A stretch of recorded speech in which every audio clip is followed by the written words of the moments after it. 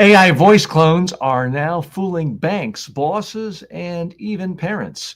We break down how scammers are using frighteningly realistic audio deepfakes to pull off high dollar heist and why it's only getting worse. Then, measles is making a deadly comeback as RFK Jr. keeps questioning vaccines, and the FDA's top vaccine official just quit. Public trust is crumbling and kids are paying the price. Next, Trump's Treasury Secretary Scott Bessent mocks the Fed's tariff blindness, saying, I guess the tariff derangement syndrome happens even over at the Fed. Then, if Trump bullies the Fed into slashing rates, future presidents might do the same, rigging the economy before elections and wrecking long term stability. And finally, Trump's TikTok endgame. He wants a billionaire led buyout. And, well, you'll have to stay tuned for that. We'll be talking about that at the end of the show. All that and more today on Commuters. Hi, I'm TJ Walker. This is the show where news meets personal development. For decades, I've been a top level media trainer and communications personal development coach to CEOs, Wall Street wizards, billionaires, plus presidents of countries, prime ministers, Nobel Peace Prize winners, and Miss Universes. I've helped them figure out how to face the news, shape the news, communicate with the news. Now I'm going to teach you what really happened on the other side so you can be more astute in understanding what's going on in the world, and so you can improve your own ability to communicate when you have an opportunity to meet a newsmaker or influence people in your world. So that's what we're all about. Thanks for joining me today. Story one, AI voice clones are coming for your identity. Now, scammers aren't just spoofing emails anymore. They're spoofing you and me. In a chilling new report by the New York Times, AI-generated voice clones are now being used to fool banks, defraud employers, and emotionally manipulate loved ones. One woman received a call from what she thought was her adult son, sobbing that he was being held hostage. It was fake, but convincing enough that she wired $15,000 before realizing the truth. The tools are shockingly accessible. Voice samples pulled from social media, podcast interviews, or even voicemails are now being fed into AI programs that mimic your voice within seconds. This is truly some scary times going on here. Unlike traditional fraud, this isn't a Nigerian princess. It's your daughter's voice asking for help. Now, the latest wrinkle, and that is being talked about in this Hollywood Reporter article I just flashed up, is that celebrities are being brought into this. Not the actual celebrities not doing the scam, but people impersonating Keanu Reeves, Kevin Costner are scamming people. One woman it profiled gave a couple $100,000 to Kevin Costner. She thought the real Kevin Costner was reaching out to her, asking her to be an investor in one of his films, being a co-producer. This was a woman who'd given TED Talks, was a woman of substance, and it was a little bit exciting in her life. I guess her marriage was falling apart, and she was on her way to meet what she thought was the real Kevin Costner, and it was all a complete fraud. It was all a complete scam. So what's really going on here, folks? We've talked a lot about the problem of AI, digital fakes, not just voice fakes, but video fakes. And like any technology, there's a positive side and a negative side. I'm a big believer in the positive side of interactive video clones when the person, the expert, the celebrity, the athlete, whoever it is in charge of it, it's theirs and it's done with their consent. And everyone knows who they're dealing with, that it is an AI. So, for example, I have tjwalker.ai. It's a digital clone that can rehearse with you your speeches, your presentations, your media interviews, but it identifies itself right out of the gate as, hi, I'm TJ's clone. When the Keanu Reeves fraudsters are calling up people, they're not identifying this is a clone for a fraud. No, they're making it seem like it's the real person.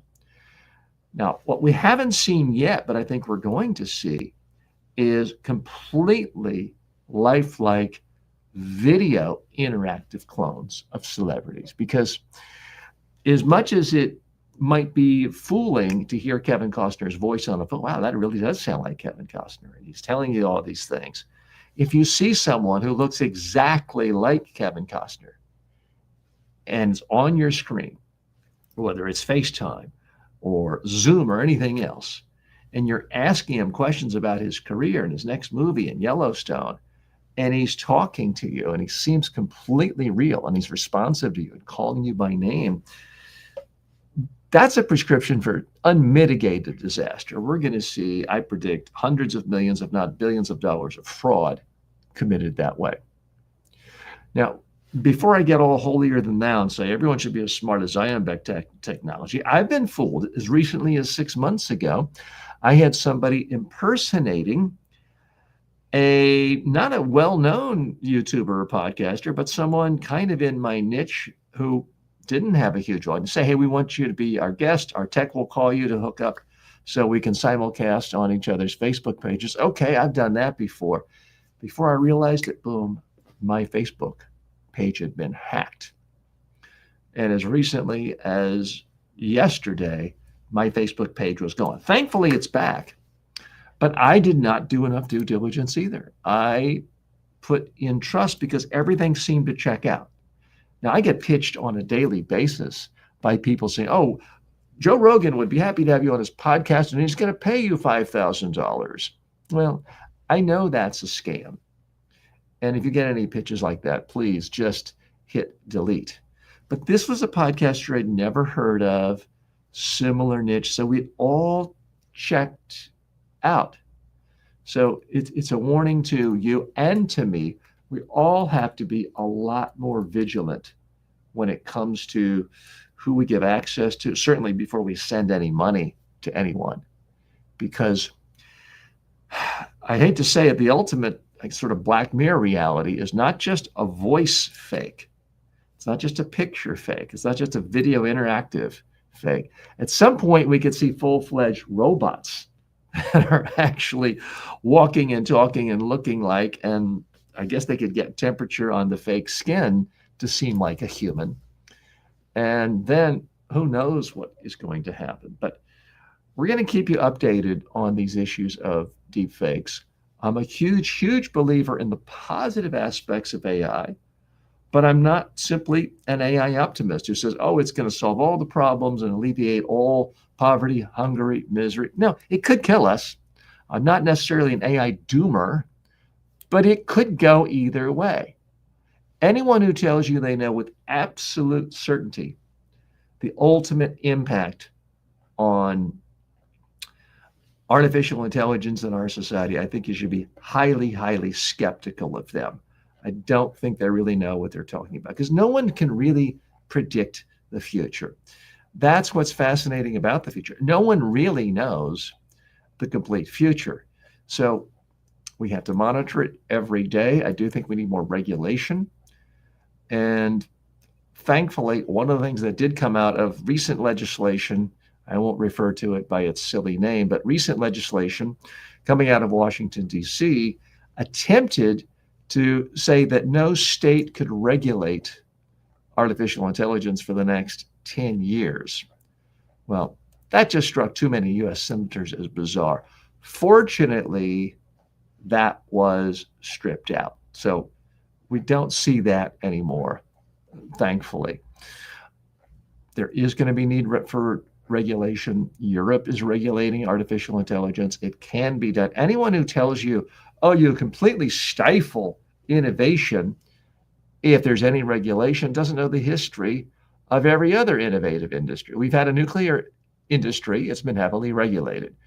We've had an automotive industry. Guess what? Cars are heavily, heavily regulated.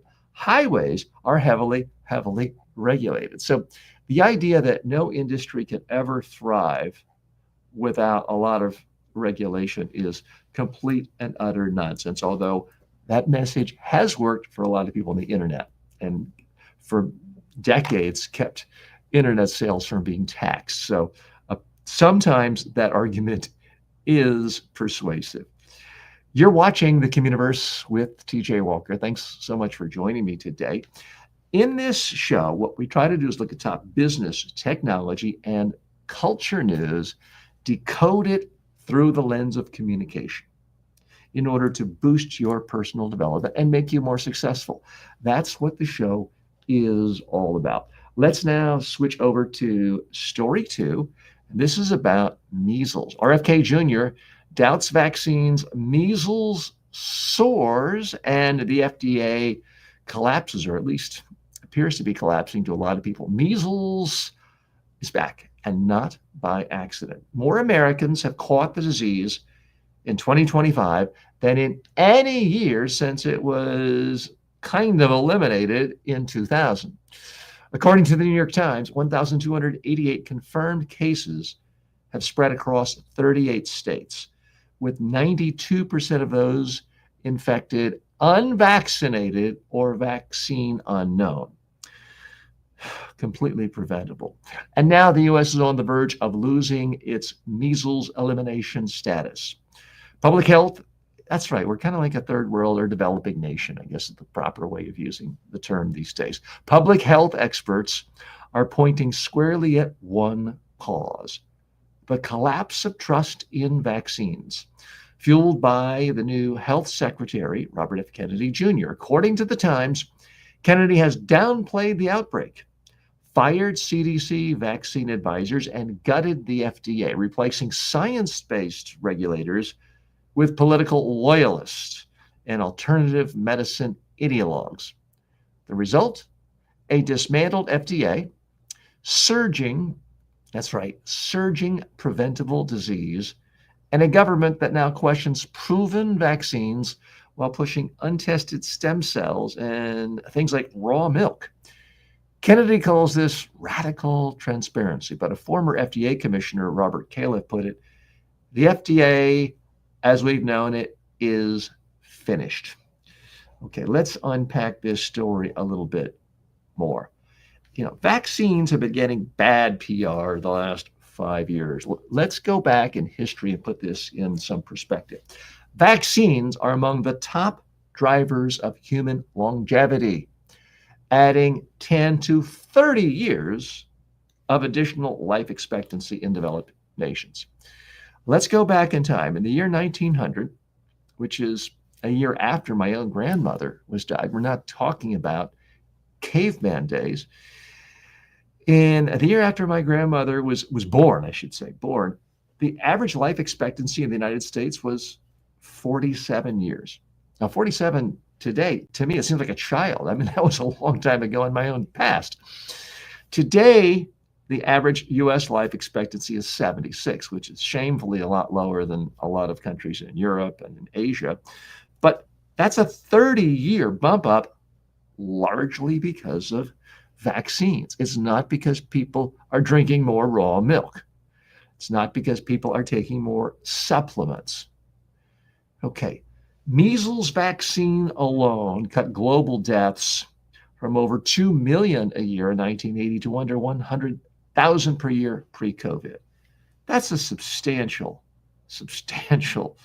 savings of life. In the United States, measles deaths dropped to 0 after the vaccine mandates, but they're rising again. Kennedy fired 20% of the FDA staff. He revoked expert vaccine guidance and endorsed proven health misinformation.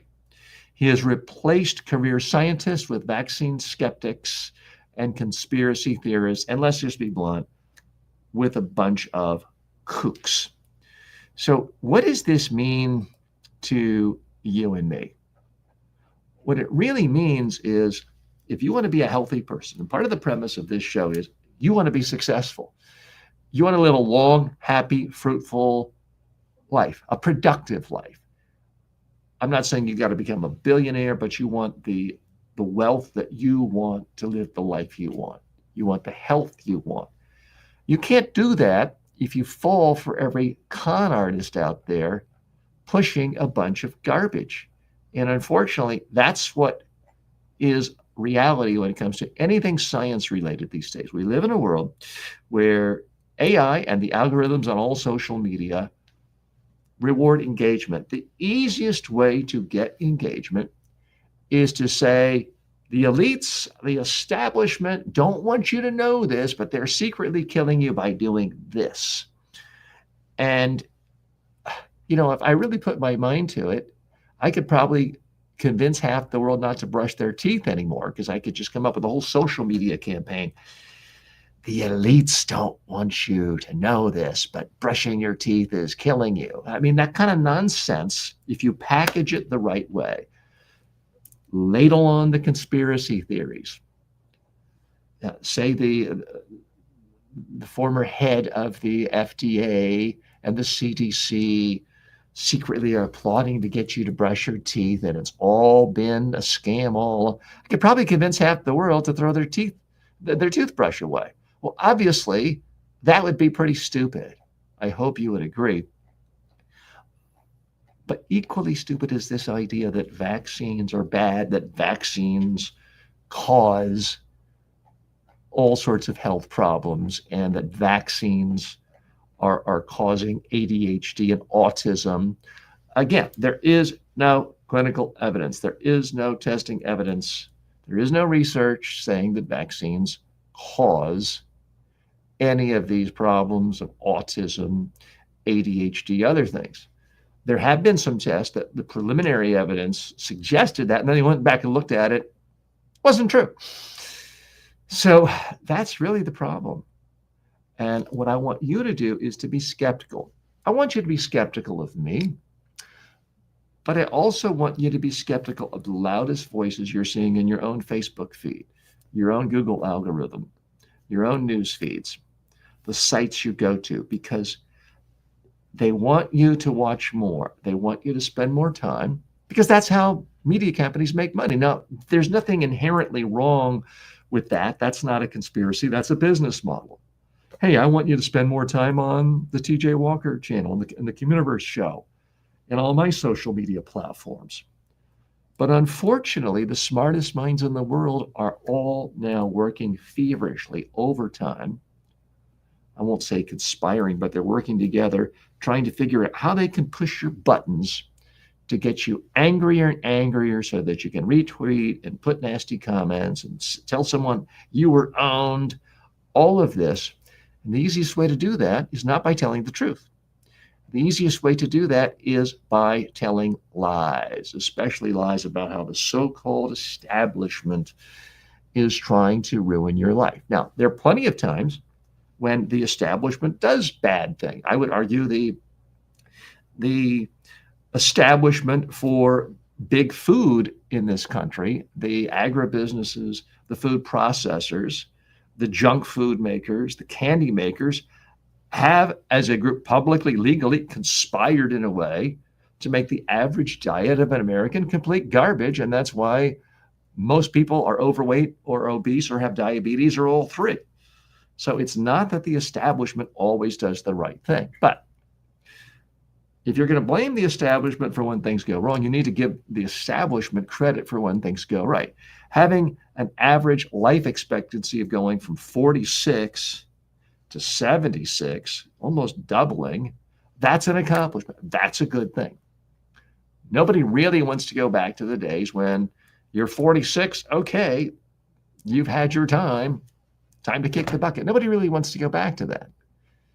And of course, if you look at most of human history, going further back, even a few hundred years, the average life expectancy was like 30. I mean, I feel like I barely started my life at age 30. And that's when most people's life ended. So you got to, if you're going to be fair, and I like to think of myself as fair, you're a rational person. I know you're hardworking, ambitious. You want to learn to get the most out of your life, your career, and your personal life. You want the truth. And you're not going to get it if you simply listen to the loudest, angriest voices, especially listening to those who want to say everything in life that doesn't conform to people they like in their team is somehow a conspiracy, because that simply is not the way the real world actually works. Let's talk about a few other things in the real world, or things that at least used to be in the real world. I'm talking about the world of the Federal Reserve. Trump wants a loyal Fed chair. Bessent's audition begins. President Trump is pushing to replace Federal Reserve Chair Jerome Powell again. This time, he is considering Treasury Secretary Scott Bessent, who's made no secret that he'd cut interest rates if given the job and if that's what the boss tells him to do. Bessent has gone public with unusually sharp attacks on the Fed. On Fox News, he mocked its inflation warning, saying, I guess the tariff derangement syndrome happens even over at the Fed. Now, a little context. There's a long-standing tradition in America that the Secretary of the Treasury and the President don't criticize the chair of the Fed. It's long-standing, bipartisan. That's all, of course, changing. And on CNBC, Bessent hinted the central bank is politically biased, saying there seems to be a big dispersion in the dot plot between the Trump appointees and the non-Trump appointees, if you read into that what you want. Now, of course, the irony here is the current Fed chair, Jerome Powell, is a Trump appointee. He was appointed to the position when Trump was in his first term. This kind of partisan audition for the Fed chair is deeply dangerous. The Fed's independence is one of the cornerstones of a stable economy, and in particular, the U.S. stable economy.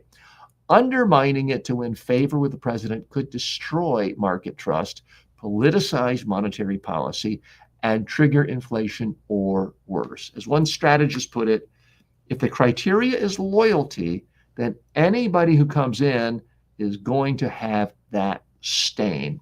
So this is a big, big potential problem. Let's dissect this in a little more detail. When Bessent said tariff derangement syndrome happens even over at the Fed, now that's not the meanest burn in the world. I get it. It's not calling somebody a pedophile. I get it. But by the standards of United States secretaries of the Treasury, those are loaded terms. Those are harsh criticisms he's lobbying towards the Fed chair. Again, this is not the sort of thing that makes investors around the world have confidence in the United States economic system or our ostensible rule of law system here. And it's troubling to a lot of people all across the spectrum, not just the Democratic opposition or the so-called left in America, but centrists, right of center, economists, economic players, investors find this troubling. Now, Trump said at a recent cabinet meeting, I like you better, referring to Bessent while criticizing the incumbent Jerome Powell. Firing or coercing a Fed chair for political reasons undermines global confidence in the United States government system. Now, independent central banks are vital to keeping inflation expectations anchored. Interference raises borrowing costs for everyone. That means it costs you money, it costs me money. No major democracy allows its executive branch to dictate central bank policy. Doing so erodes the rule of law and investor trust. So it's a big problem. Now, Bessent some people are talking about Bessent actually having both roles, which seems crazy to be a secretary treasurer and Fed chair. Not a good idea. So why is this a problem? Now, if you're like a lot of people and you don't feel like you know everything about the Fed, okay, you're in good company. It is decidedly, sometimes purposely, kept in the dark, kept in the shadows. That's why people have all these conspiracy theories about the Fed, what they're doing, what they're not doing. The problem with letting a politician, any politician of any party, pick the Fed and fire the Fed chair at will and tell the Fed what to do is once you're heading into a re-election time, the president can tell the Fed, hey, I want to look good going into re-election. So lower the interest rates. Let's juice up the economy. Let's let everyone go to the punch bowl and drink all they want, and there'll be happy times. Unemployment will be low. Everyone's going to get a bigger paycheck. There's going to be lots of more money sloshing around, and I'll look great for reelection time. That's the problem. And then whether it's 6 months or 18 months later, if it's destroyed the economy, the politician can say, well, I got mine. I got reelected. Who cares about you people? Sound like anyone you know whose attitude that might have described? So that's the real problem. Again, this is not a partisan thing. What's happening out of Washington right now is extraordinarily different from what we've really ever seen in Washington with respect to trying to have the president decide every aspect of our economy. It strikes many as extraordinarily authoritarian, as something a little closer to what we see happening in, for example, Hungary. Now, a lot of people in the United States on the conservative Republican right side, the MAGA side of things, I've heard personally tell me, oh, we like Hungary. We like what Orban's done. And then you remind them, well, you look at the economy of Hungary, and that country's per capita income is lower than the poorest state in America. You look at the average income of somebody in Mississippi, the deep South, they have a wealthier lifestyle and income than people in Hungary. Why in the world would we want to take over a political economic system from another part of the world to bring our average lifestyle and income down to the poorest people in our entire country? That makes absolutely no sense whatsoever. Now, the Fed chair is supposed to be independent. It's specifically designed to have a 5-year term. It's not supposed to be someone who comes in and the president just says, oh, I want my guy now. It's not supposed to be like that. But as we've seen with Trump unceremoniously getting rid of his FBI director, which was supposed to be a 10-year term, sometimes you get whatever you want if it's not nailed down. And Trump is definitely someone who understands that unless it's specifically written down that I can't do it, I'm going to do it. And even then, sometimes he holds up a magnifying glass and, there's a little exception here. It doesn't apply to me. Will he change a Fed chair short term? Could it possibly boost the economy so that going into the 2026 elections, it helps Republicans? It's possible. Is that really going to help the country in the long term? I don't know of any serious economist who believes that it does. I see Madhav has joined us today saying, hello, Madhav. Thank you so much for showing up. And I'm glad you like this suit. So thanks so much. Madhav, by the way, since you do pay attention to fashion, this will be the last week you see these glasses. I'm getting new glasses, and you'll be seeing those next week. I hope you like them. The problem with these glasses is they're a little too big. I happen to have narrow eyes, and even though I have a big, long head, it's a narrow head. So glasses that are a normal size sort of stick out too much. So I am going to want your opinion on that. And by the way, let's make that a quick learning moment. When you look at the most successful people in the world, presidents, CEOs, they get feedback from people on their appearance. They just do. Ronald Reagan would have someone on his staff look him head to toe and make sure no hair was out of place, no dandruff was on his jacket. Top leadership does require paying attention to your image. Now, I don't want to obsess over it, but it is something that leaders of every era did. George Washington himself was known for always being seen in fine, regal white hose. When he went to a city for the first time, he had made sure to go in on a big white horse the last mile in a town. That's not how he was transported throughout. He would be in a stagecoach a lot of times. But when it came to how he entered a city for the first time, he put a lot of attention to it. So, Madam, thank you so much for stopping by and saying hello. Okay, other big news going on, and this time it is out of Washington again. not necessarily an apology, but just a disclosure to all of our friends in India, Pakistan, Asia, Europe, Africa, South America.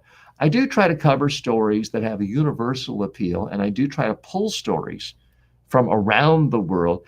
I do have a bias. Everyone has a bias. I'm based here in the United States, and I do see more U.S. news. But if you have stories you'd like to see me cover in the Communiverse, then please let me know. Again, you're watching the Communiverse with TJ Walker. This show is about business, technology, and culture news decoded through the lens of communication skills in order to boost your personal development, help you become more successful, whether that means make money, get a job, get a promotion, communicate more effectively in social situations. We're trying to learn from the news. It's easy just to watch news, consume news, and get bummed out, get depressed.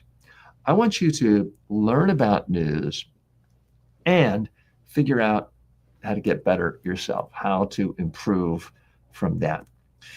And the real lesson from the story I just talked about with what's going on in Washington is sometimes you have to do what's the good for society long term. You cannot simply say, this is what's good for me short term. I'm going to break every single norm, every single rule, just because I can, just because there's no one here to handcuff me or take me off to jail. Sometimes you have to look at the bigger picture. Sometimes you have to look at precedent, tradition, and say, well, if everyone else did this a certain way, and now I'm changing the rules to benefit me, is that really a good idea? Is that how I want to be perceived in the world, as someone who just doesn't care at all about anything else anyone needs? So let's head on to our next story here. Story 4, Block 4, here on the Communiverse today. Criminal investigations of Brennan and Comey raise alarms about political retaliation. Two of the most prominent former U.S. intelligence officials, John Brennan and James Comey, are now under criminal investigation by the Federal Bureau of Investigation, the FBI. I'm trying to get fancy here, not using acronyms. Forgive me. Their charges: potential false statements and misconduct tied to the 2017 Trump-Russia probe. The source: a criminal referral by CIA Director John Ratcliffe to FBI Director Kash Patel, both Trump loyalists. Let's be blunt. This isn't about the rule of law. It's about the rule of loyalty. According to Fox News Digital, Brennan is being investigated for allegedly including the discredited Steele dossier in the 2017 Intelligence Community Assessment, while later testifying to Congress that he opposed it. Comey is also being criticized, though the charges are still vague. But here's the real danger: prosecuting political opponents, not for crimes, but for disagreement with the president, sets a terrifying precedent. This is how autocrats consolidate power, by turning intelligence agencies into tools of revenge. In Russia, Vladimir Putin jailed opposition leaders like Alexei Navalny under trumped-up charges. In Turkey, Erdogan purged thousands of judges, generals, and journalists. In Venezuela, Nicolas Maduro criminalized dissent under the guise of rooting out traitors. And in Hungary, Viktor Orban reshaped legal institutions to go after civil society critics. Now, imagine the U.S. going down the same road. Well, you don't have to imagine it. It's happening right here. If every incoming administration uses the Department of Justice to prosecute those who question their legitimacy, democracy collapses into a permanent state of political warfare. Trust in institutions, especially law enforcement, it evaporates. Criminal referrals need to be based on real evidence of real crimes, not on which side of the aisle someone stood during an intelligence briefing. Anything less is not justice, it's vengeance. Now, this is interesting for a lot of reasons. First of all, James Comey, as much as I think what's happening to him is a horrible injustice, there's a part of me that says, wow, could not happen to a nicer guy. Because I do think James Comey essentially delivered the first Trump administration campaign, or the first election results to Trump, resulting in his first administration. By coming out at the last minute, essentially attacking Hillary Clinton, he raised her negatives to the point. I mean, people forget she did get several million votes more than Trump, but she lost in the Electoral College. But just a few days before the election, for Comey coming out and saying she did horrible things, but we decided not to prosecute, was certainly enough to change the vote total, to swing the election from Hillary Clinton to Donald Trump. So I think for that reason alone, he'll go down in history as the worst FBI director of all time, interfering with elections. Having said all that, that's obviously not why the Trump administration is thinking about targeting Comey with a criminal investigation. They want to target him because Trump has basically said, this guy is my enemy. He didn't do what I told him to do. He didn't act as my personal henchman in the first term. He has dared to criticize me publicly. Therefore, he must be a criminal. Now, let's be very clear. When a leader of a country says someone who's critical of me is now a criminal, you no longer have rule of law. You have a dictatorship. You have authoritarianism. You have things that are very similar to what happened under fascist regimes throughout history. Again, look at what happened to Navalny being labeled a foreign agent in Russia. He eventually died under odd circumstances in prison. Erdogan has arrested so many thousands of critics in Turkey. Hungary, Orban, the dictator there. All these people have in common is they get elected and then they say, bye-bye elections, or they rig them to the point where it's impossible for anyone else to win because they take over the media, they take over the people who count the votes. And this is why, frankly, I think many of Democrats in the United States, many on the so-called left, many so-called progressives, certainly all centrist, are delusional right now. They're not reading history correctly. Dictators, certainly in the last 100 years, didn't just pop up out of nowhere. They got elected. And then as soon as they got into office, they started chipping away, moving the line just a couple of inches every day.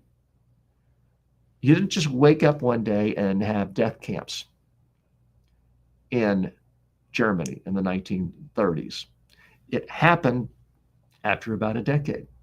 It happened because someone was popularly elected, or their members of their party were, and they chipped away and chipped away and chipped away until nothing was keeping them from doing whatever they want. And free elections, as we know them, essentially ended. So I'm extraordinarily worried that that is what's happening. And the conventional wisdom is, well, this is going to weaponize future presidents to go after their opponent. I'm not even sure, frankly, the United States is going to have future presidents.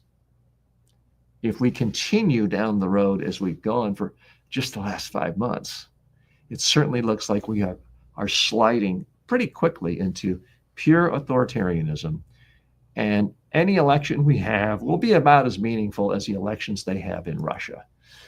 Yeah, there'll be an opponent. There'll be things that look like elections. There'll be voting booths, polls at voting, but it's not really going to amount to anything because you already know in advance who will win.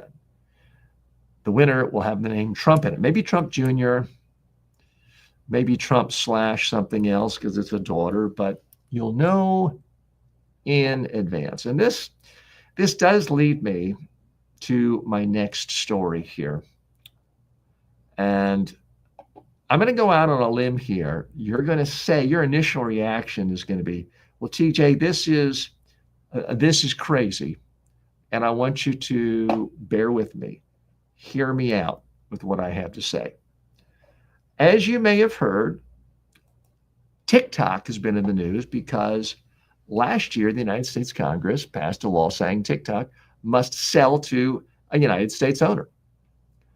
It was supposed to take place earlier this year, and the Trump administration, as it typically does, just ignored it because it happens to believe Congress, when they make laws, doesn't apply to the president. So the issue is what happens to TikTok? President Trump was initially very anti-TikTok, said, yeah, let's get rid of it, let's ban it, let's propaganda. And then one of his largest contributors said, hey, I'm a big investor in TikTok. Why don't you go easy on them? And that's exactly what he did. And since then, he has snuggled up to TikTok. They've said nice things. They've been pushing nice things on the feed. So we have a situation now where Trump is saying, okay, I don't necessarily want to get rid of them. We're going to force them to sell to America. That's the context. Okay, let me give you a few more facts. TikTok is once again on the brink of being banned or forcibly sold in the United States. The new law passed in April gives the Chinese parent company ByteDance until early 2025 to divest or face removal from U.S. app stores. President Biden signed it, but Donald Trump, who once led a similar charge as president, has taken a U-turn publicly, claiming he's now against the ban. Why? Because it would benefit Facebook, a company he hates.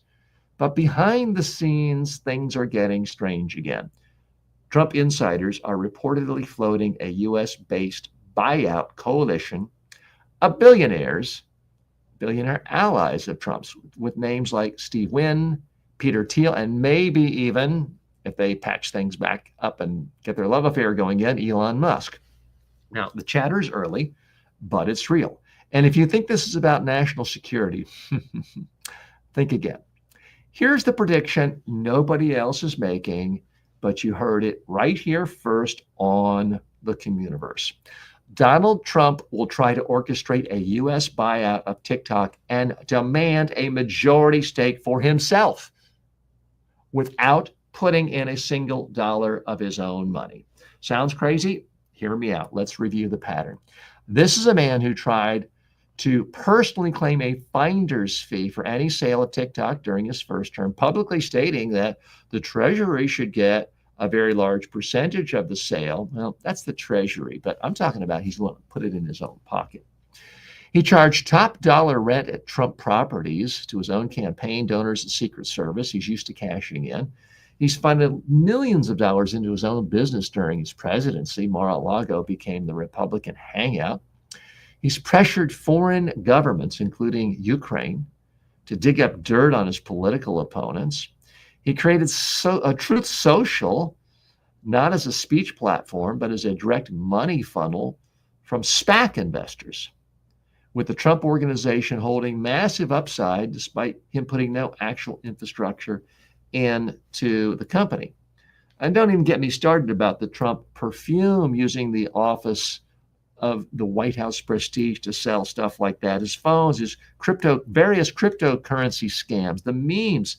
He's cashing in at the level of billions of dollars. It used to be huge scandal when the vice president of the United States during the Nixon administration finally got caught with an envelope with a few tens of thousands of dollars in his pocket. We're talking about billions of dollars.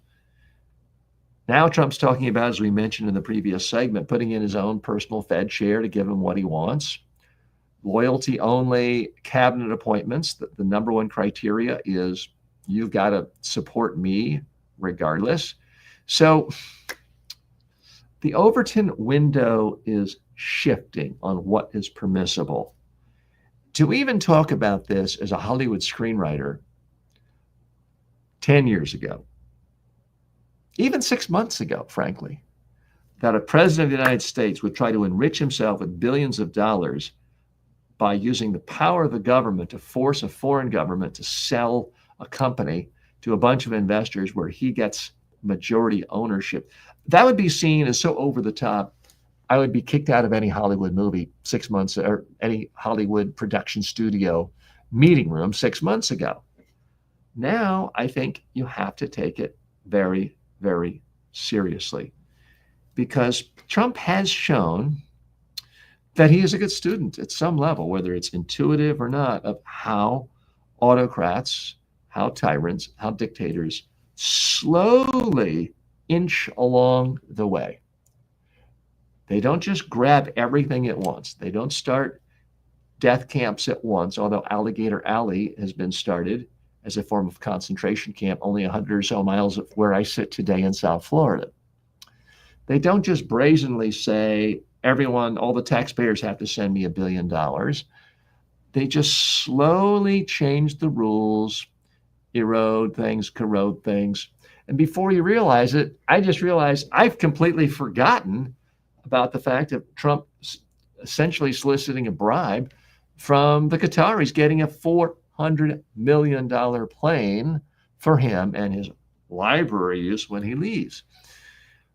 What Trump understands is if you overwhelm people every single day and you bombard them with something that you want to do, but previously would have been considered insane, beyond the pale, illegal, unconstitutional, something you could get impeached with, if you just overwhelm them every day, their heads will explode after a while. They'll never be able to point at one alleged infraction, one ethical infraction long enough to get anyone else to care about it.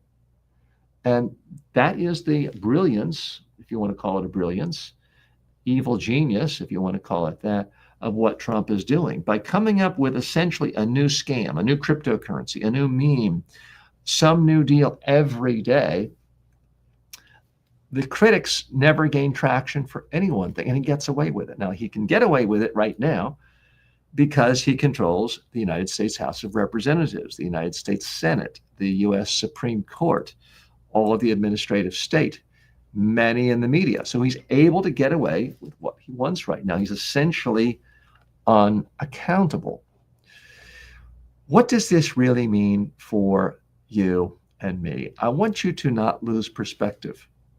Again, this show is not primarily about politics. It's about understanding business, economic, technology, cultural news through the lens of communication in order to improve you. Now, I'm going to go way out on a limb and assume you're not aspiring to be a dictator or an authoritarian leader or someone who is shutting down democracy. So in this particular case, what I'm trying to do is equip you with the tools you need to spot these things, because they're not easy to spot. When you look at most fascist leaders, authoritarians, dictators, whether it is recent times of Turkey or Hungary, or in the 20th century with with people in Italy and Germany and other authoritarians who've taken over, it was never all at once. It was one gradual thing at a time. And it was all done under the guise of democracy as a starting point and doing things from a starting point of being elected and having the will of the people.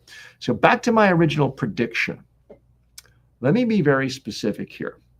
So Trump had trotted out the idea a while back that if a deal is put together, well, the United States government should get a slice.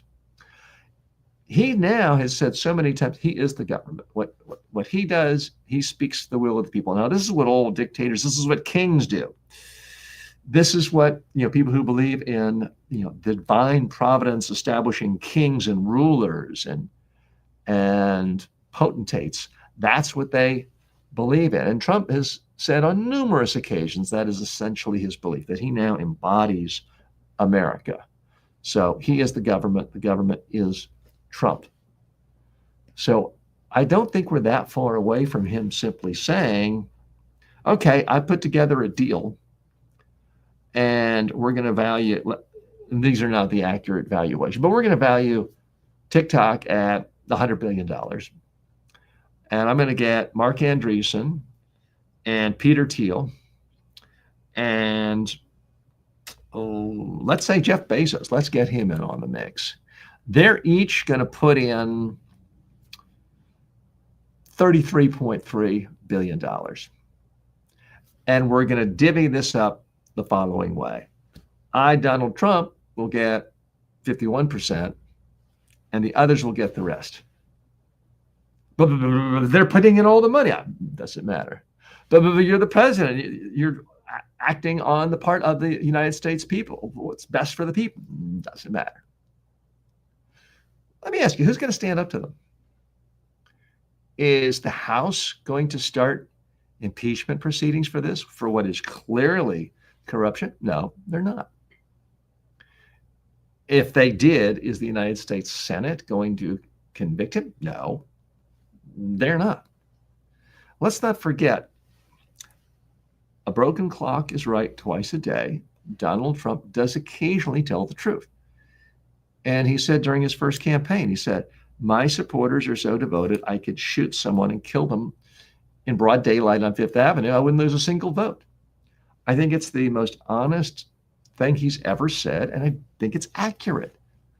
So what Trump has realized is that he's got a couple of things going for him, that the people who love him, number one. Number two, when people show doubt, he's done this extraordinarily well with Republicans who would be considered conservatives and stalwarts of the party under any other circumstances. What he's shown repeatedly is if they don't support him, just by attacking that person, his followers will so inundate that Republican with threats, personal threats, showing up at their house, threatening their family, threatening their kids, basically torturing them. And yes, death threats are very much a part of that, what happens to anyone Trump criticizes, that they give up. And we saw it just the other day with Senator Thom Tillis, the Republican of North Carolina, one of my home states where I grew up, saying, okay, basically you got me. I'm not even going to run for re-election. And this has happened time and time again with Republicans who do not bow down to him and give him exactly what he wants. So what is the real message here for your career? I'm not here to teach you how to be a dictator. I'm going to assume you want to do well on your own based on dignity for others, a respect in capitalism, rule of law, and democracy, because those things go together. And that's ultimately, in most cases, how the richest people and most successful in the people world, how they thrive, is embracing this combination of democracy, rule of law, and capitalism.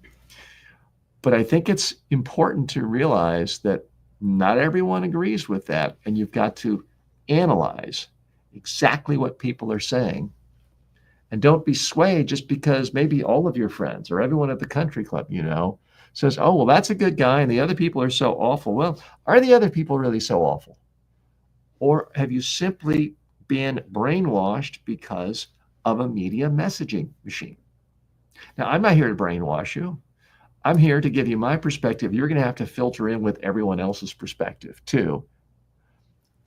But we all have to learn from history. And the problem is, for a lot of people, history's boring. So part of what I am going to be talking about from time to time on this show is, in fact, the history of how authoritarians spring up from democracies and how they slowly chip away and corrode at norms. Initially, it's social norms, it's customs, but eventually it's actual laws. If you chip away and chip away and chip away long enough, what you'll find is you're unconstrained. And that's against the whole concept of democracy. When our founding fathers set up this country, they believed that too much power in any one person would be corrupting. They didn't want a king, so they put all these checks and balances. Congress gets to write the laws. The president has to implement them. It doesn't say the president can ignore any law the Congress passes if they don't like it.